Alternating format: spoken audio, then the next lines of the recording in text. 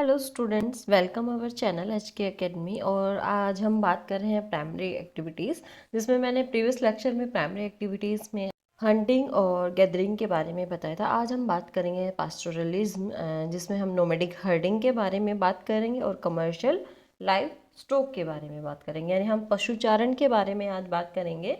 और उस पशुचारण में उसके जो दो प्रकार हैं, जिसमें एक है चलवासी पशुचारण और दूसरा वाणिज्य पशुधन पालन। इन दोनों के बारे में हम बात करेंगे आज। तो देखते हैं, सबसे पहले यहाँ पे जो टर्म्स आती हैं वो क्या क्या है। एक है पास्टोरलिज्म, दूसरा है नोमैडिक हर्डिंग, तीसरा है कमर्शियल लाइवस्टॉक। और प्राइमरी एक्टिविटीज़ में आपको पहले भी बता चुकी हूँ, या फिर इकोनॉमिक एक्टिविटीज़ क्या होती हैं, वे एक्टिविटी है जिनसे हमें आय प्राप्त होती है, या फिर हमारा इनकम सोर्स जो होता है वो क्या कहलाती है, आपकी इकोनॉमिक एक्टिविटीज़ कहलाती है। उन्हीं इनकम सोर्स को हमने अलग अलग भागों में बांटा है। जैसे हमने प्राथमिक क्रियाएं, द्वितीयक क्रियाकलाप, तृतीयक क्रियाकलाप, तो इन सब में हमने अलग अलग इसको बांटा है। तो प्राथमिक क्रियाकलाप बेसिकली क्या है आपके, जो किससे जुड़े होते हैं, नेचर से जुड़े होते हैं या प्रकृति से डायरेक्ट रूप से जुड़े होते हैं। अब हम बात करेंगे पास्टोरलिज्म, या फिर इसको बोलते हैं पशुचारण। अब पशुचारण क्या है कि पुराने टाइम में, या फिर मैं बात करूं प्रिमिटिव सोसाइटीज़ की, यानी आदिमकालीन समाज की मैं बात करूं, तो उस टाइम क्या है कि ह्यूमन क्या करता था, या तो गैदरिंग कर लेता था या फिर हंटिंग कर लेता था। लेकिन हंटिंग से भी इतना ज़्यादा क्या है, उनको जो भोजन है वो नहीं प्राप्त हो पाता था। आखिर से जो उनका जीवन है उसका भरण पोषण नहीं हो पा रहा था। तो इसके लिए उन लोगों ने क्या करना शुरू किया, इसके लिए पशुपालन करना शुरू किया। और इससे क्या हुआ कि जो लोग थे, जो जहाँ पर रह रहे थे, यानी जो डिफरेंट क्लाइमेटिक कंडीशंस में जो लोग रह रहे थे, उन्होंने वहाँ पर उसी तरीके के जो जीव जंतु थे या फिर जो पशु जो थे, उनका चयन करके उनको पालतू बनाना शुरू कर दिया। The people living in different climatic condition selected and domesticated animals found in those region. यानी जो भी जैसा कंडीशन जहाँ पे क्लाइमेटिक ज़्यादा है, वैसे ही वहाँ पे एनिमल्स को पालना शुरू कर दिया।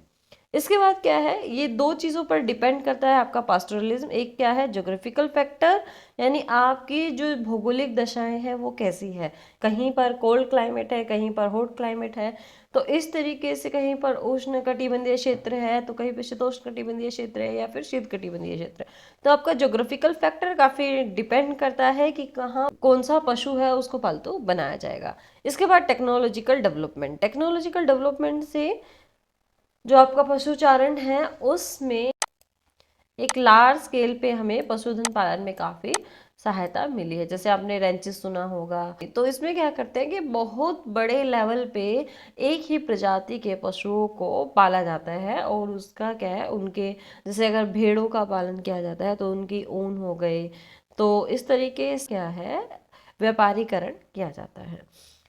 अब हम बात करते हैं टाइप्स ऑफ पेस्टोरलिज्म। पेस्टोरलिज्म के कितने प्रकार हैं। सबसे पहला है नोमैडिक हर्डिंग, यानी क्या है, चलवासी पशुचारण। देन सेकंड है कमर्शियल लाइवस्टॉक रियरिंग, या इसको बोलते हैं वाणिज्य पशुधन पालन। अब चलवासी पशुचारण जो है वो बेसिकली क्या है, अब इसके बारे में जान लेते हैं।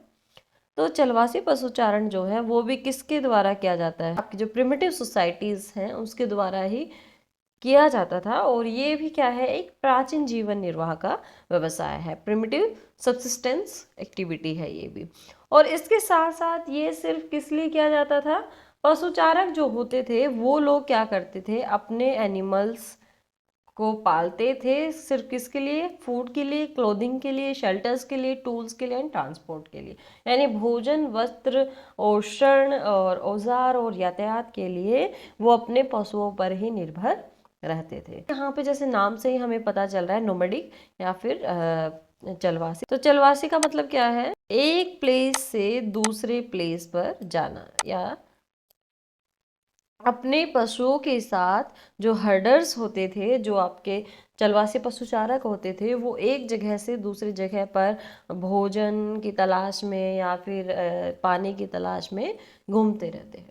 जैसे आप लोगों ने देखा भी हो कि जो गर्मियों का टाइम होता है तो उस टाइम हमारे यहाँ, यानी जो आपका नॉर्दर्न जो बेल्ट है, इसमें वेस्टर्न जो पार्ट है राजस्थान का, तो वहाँ से काफ़ी बड़े अमाउंट में वहाँ जो नोमैडिक हर्डर्स हैं वो आते हैं अपनी गायों के साथ। और ये आपको काफ़ी देखने को मिलेगा, जैसे हरियाणा हो गया उसके साथ लगा हुआ क्षेत्र। तो ये लोग क्या है, नए चरागाहों की तलाश में एक जगह से दूसरी जगह घूमते हैं, क्योंकि उस समय क्या होता है कि राजस्थान में जो है ज़्यादा टेम्परेचर होने की वजह से चारे की कमी हो जाती है। इसके बाद क्या है कि ये एक जगह से दूसरी जगह घूमते हैं।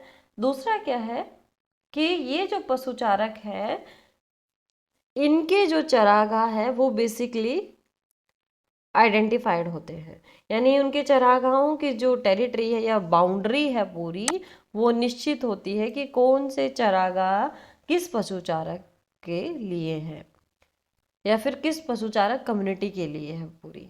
तो इसमें ये डिफाइन होता है कि जो जिसका चरागाह होता है उसमें दूसरे जो नोमैडिक कम्युनिटी है वो नहीं जाती है। इसके बाद हम बात करते हैं वैरायटी ऑफ एनिमल्स। अब मैंने आपसे पहले भी बताया था कि जिस तरीके का एनवायरनमेंट जहाँ पर होगा या जिस तरीके की क्लाइमेटिक कंडीशंस जहाँ पे होगी, वहाँ पर उस तरीके के पशुओं का चयन करके लोगों ने उसको पालतू बनाना शुरू कर दिया। अब जैसे हम बात करें in tropical Africa, cattle are the most important livestock, यानी आपका जो अफ्रीका का उष्णकटिबंधीय अफ्रीका का जो भाग है वहाँ पर गाय और बैल जो है वो प्रमुख पशु है।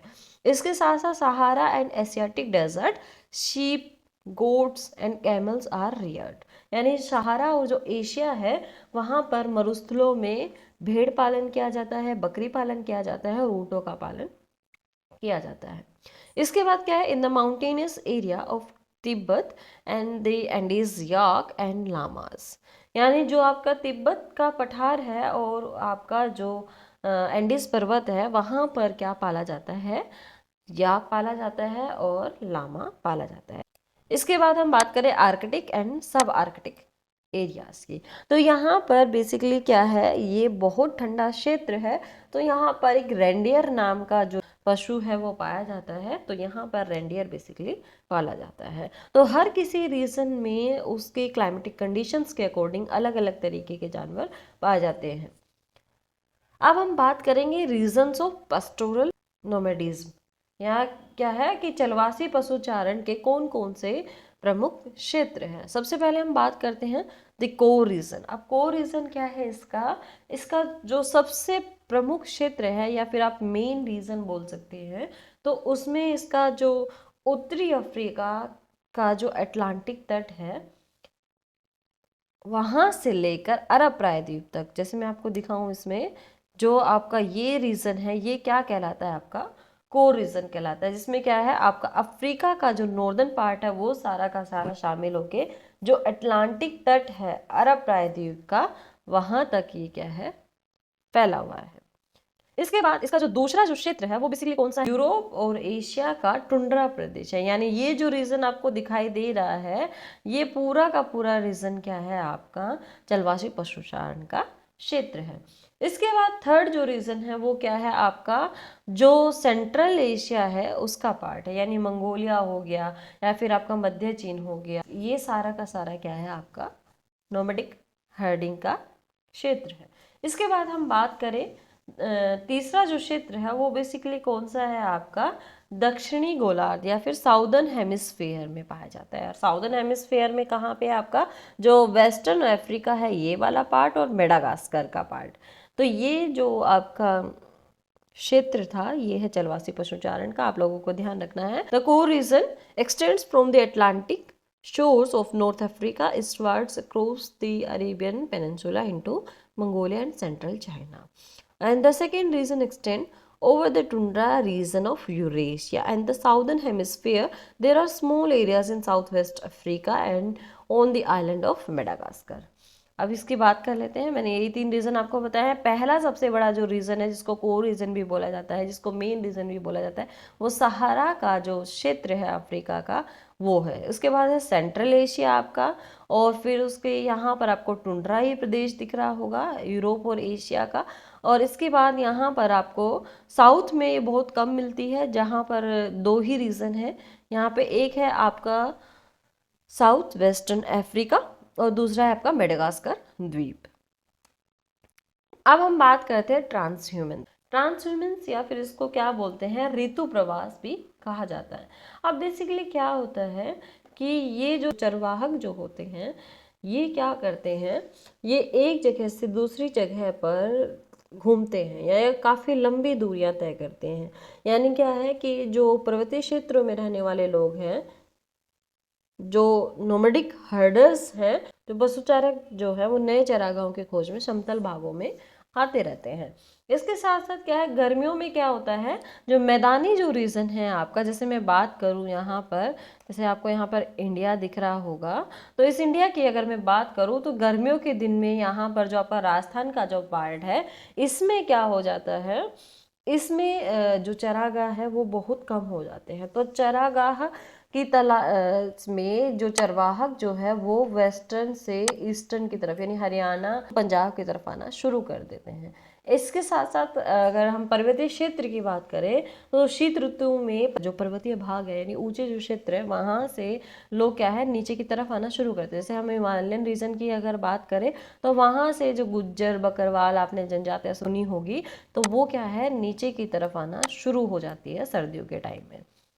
अब हम ट्रांसह्यूमेंस की बात करते हैं, ऋतु प्रवास। ऋतु प्रवास बेसिकली क्या है, the process of migration from plain areas to pastures of mountainous during summers. अब ये क्या है, ऋतु प्रवास क्या है आपका, गर्मियों में मैदानी भाग से पर्वतीय चरागाहों की ओर जाना, और again from mountainous pastures to plain areas during winter. यानी क्या है, जो सर्दियों का टाइम होता है वापस माउंटेनियस जो चरागाह है वहां से किधर की तरफ आ जाना, आपका प्लेन एरिया की तरफ आ जाना, क्या कहलाता है आपका ट्रांसह्यूमेंस या फिर ऋतु प्रवास कहलाते हैं। यानी ये आपका माउंटेनियस रीजन है और ये प्लेन रीजन है। तो यहाँ पर क्या है, चरागाहों की तलाश में क्या करा जाता है, गर्मियों के टाइम में आपके जो हर्डर्स हैं वो किधर की तरफ जाते हैं, माउंटेनियस एरिया की तरफ जाते हैं। यानी समर एरिया में आप लोगों को ध्यान रखना है, समर एरिया में किधर जाते हैं, माउंटेन की तरफ जाते हैं। और जब सर्दियों में जब क्या है माउंटेनियस रीजन काफ़ी ठंडा हो जाता है तो ये बेसिकली नीचे की तरफ आना शुरू हो जाते हैं। यानी वापस क्या है, माउंटेनियस जो चरागाह हैं वहां से वापस क्या है आपके प्लेन एरिया की तरफ आना शुरू हो जाते हैं। यानी इसको क्या बोला है, ऋतु प्रवास बोला गया है। ऋतु प्रवास को एक समर सीजन है, एक विंटर सीजन है, यानी दो ऋतुएं हैं आपकी, और उसी के अंदर ही क्या होता है, ये प्रवास होता है। अब इसका मेन एग्जांपल्स देखते हैं। जैसे माउंटेनियस रीजन में मैंने अभी भी बात की, जैसे हिमालय जो है वहाँ पर आपके जो गुज्जर बकरवाल और गद्दी जो और भोटियास, ये जो ट्राइब्स हैं ये बेसिकली क्या करती हैं, ऋतु प्रवास करती है। और ये क्या करते हैं, ग्रीष्म काल में या फिर गर्मी के टाइम में जब ये नीचे की तरफ होते हैं तो ये माउंटेनियस एरिया की तरफ जाती है, यानी चरागाहों की तलाश में पर्वतीय क्षेत्रों में चली जाती है। और क्या करती है, जब क्या होता है कि पर्वतीय क्षेत्रों में ठंड आना शुरू हो जाती है या शीत ऋतु आना शुरू होती है, तो ये वापस से आपके नॉर्दर्न प्लेन की तरफ आना शुरू हो जाती है। ये सारी जो जनजातियां हैं ये एग्जाम्पल है ऋतु प्रवास का। इसके साथ साथ in the tundra region the nomadic herders move from south to north in summer and north to south in winters. यानी जो टुंड्रा रीजन है उसमें भी आपका ट्रांसह्यूमेंस होता है, यानी ऋतु प्रवास होता है, जिसमें नोमैडिक हर्डर्स जो हैं वो कैसे मूव करते हैं, गर्मियों में या फिर समर में तो क्या करते हैं, साउथ से, ये आपका साउथ है, ये आपका नॉर्थ है, यानी साउथ से नॉर्थ की तरफ जाना शुरू करते हैं, यानी पोलर एरियाज की तरफ जाना शुरू कर देते हैं। इसके बाद जब विंटर्स आती है और पोलर एरिया पे ठंड ज़्यादा हो जाती है तो ये लोग वापस से क्या करते हैं, नॉर्थ से साउथ की तरफ आना शुरू हो जाते हैं। तो ये था आपका ऋतु प्रवास। अब इसमें हम बात करते हैं the number of pastoral nomads has been decreasing and the areas operated by them shrinking. यानी आज के टाइम में क्या है, जो ये पशुचारण है, चलवासी पशुचारण है, ये बेसिकली इसका जो क्षेत्र है वो काफ़ी कम होता जा रहा है, और इसको करने वाले लोगों की जो संख्या है या जो पशुचारक है जो नोमैडिक, वो भी क्या है धीरे धीरे कम होते जा रहे हैं। दिस इज ड्यू टू, अब इसके क्या मेन रीजंस हैं, बेसिकली सबसे पहला मेन रीजन है इसका इम्पोजिशन ऑफ पॉलिटिकल बाउंड्रीज। यानी क्या है, राजनीतिक सीमाओं का अधिरोपण। या फिर ये कह सकते हैं कि काफ़ी सारे जैसे हम बात करें अलग अलग जो बाउंड्रीज हो गई है तो स्टेट्स की, तो कुछ स्टेट्स क्या है अलाउ नहीं करता है दूसरे स्टेट्स में जाना, तो उन लोगों को अपना जो चरागाह है वो नहीं मिल पाता है अपने चरवासी पशु चारकों के लिए। क्या है new settlement plans by different countries, यानी कई देशों द्वारा क्या है नई बस्तियों की योजना बनाना, या फिर इसमें क्या होता है कि जब नई नई बस्तियों की योजना बनाई जा रही है तो जो उनके चरागाह थे उनके ऊपर क्या है डेवलपमेंट कार्य किया जा रहा है, तो उसकी वजह से भी क्या है इनके जो निश्चित चरागाह थे वो धीरे धीरे क्या है खत्म होना शुरू हो गए हैं। इसी वजह से भी यहाँ पर क्या है आपका जो चलवासी पशुचारण है वो धीरे धीरे खत्म हो रहा है। इसके बाद हम बात करते हैं कमर्शियल लाइवस्टॉक रियरिंग या फिर वाणिज्य पशुधन पालन। अब चलवासी पशुचारण के अपेक्षा जो आपका वाणिज्य पशुधन पालन है वो काफ़ी अधिक व्यवस्थित है, यानी सिस्टमेटिक है, काफ़ी ज़्यादा या फिर मोर ऑर्गेनाइज्ड है, और उसके साथ साथ यह क्या है कैपिटल इंटेंसिव है या फिर पूंजी प्रधान है। इसमें क्या है हमें पैसा इन्वेस्ट करना पड़ता है। इसके साथ साथ क्या है essentially associate with western culture, और ये जो है आपका जो कमर्शियल लाइवस्टॉक रेयरिंग है ये बेसिकली किससे जुड़ा है आपका जो पश्चिमी जो सभ्यता है या जो पश्चिमी जो कल्चर है संस्कृति है उससे काफ़ी ज़्यादा प्रभावित है। इसके साथ साथ ये क्या है प्रैक्टिस्ड ऑन परमानेंट रेंचेस, या ये क्या कहाँ पर किया जाता है आपका लाइवस्टॉक रेयरिंग, ये बेसिकली एक छोटे छोटे इकाइयों में विभाजित कर दिया जाता है और इनके जो फार्म होते हैं वो क्या होते हैं परमानेंट होते हैं। पशुपालन किया जाता है वो बेसिकली क्या है परमानेंट रेंचेस में किया जाता है।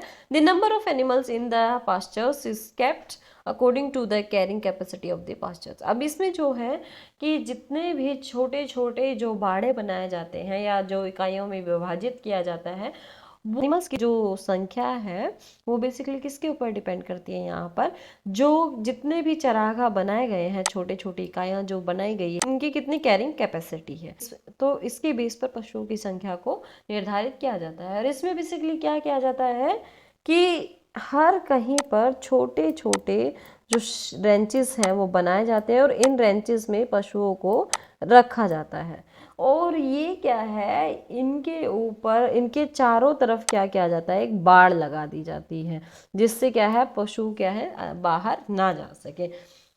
इसके बाद और क्या क्या इसकी विशेषताएं हैं, only one type of animal is Rudyard, यानी यहाँ पर क्या किया जाता है एक ही तरह की पशु की प्रजाति का पालन किया जाता है।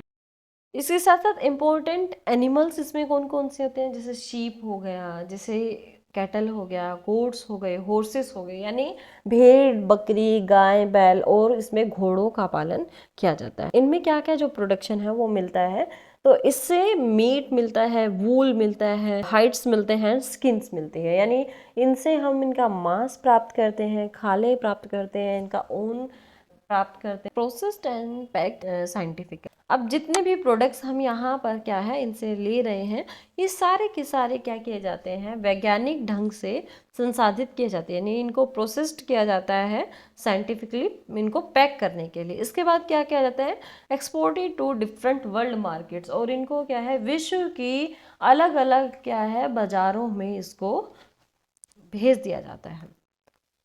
रीजन्स ऑफ कमर्शियल लाइवस्टॉक, अब बेसिकली जो ये वाणिज्य पशुधन पालन है ये किन किन रीजन्स में किया जाता है, जैसे न्यूजीलैंड हो गया, जैसे ऑस्ट्रेलिया हो गया, जैसे अर्जेंटीना हो गया, यूरुग्वे हो गया, यूनाइटेड स्टेट ऑफ अमेरिका हो गया, तो इन सब में ये क्या है कमर्शियल लाइवस्टॉक रियरिंग है ये किया जाता है या वाणिज्य पशुधन पालन किया जाता है। अब इसमें क्या किया जाता है, इसमें बेसिकली ये ध्यान दिया जाता है कि पशुओं का प्रजनन ठीक तरीके से हो या फिर उनका जो जननिक सुधार और जो बीमारियां हैं उन पर नियंत्रण रखा जाए, और इसके साथ साथ यहाँ पर पशुओं के जो स्वास्थ्य है उस पर भी काफ़ी ध्यान दिया जाता है।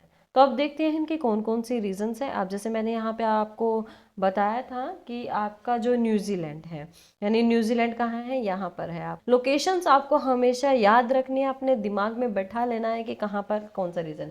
तो ये आपका न्यूजीलैंड है। इसके बाद ये ऑस्ट्रेलिया का रीजन, इसमें आप कमर्शियल लाइव स्टॉक मिलता है।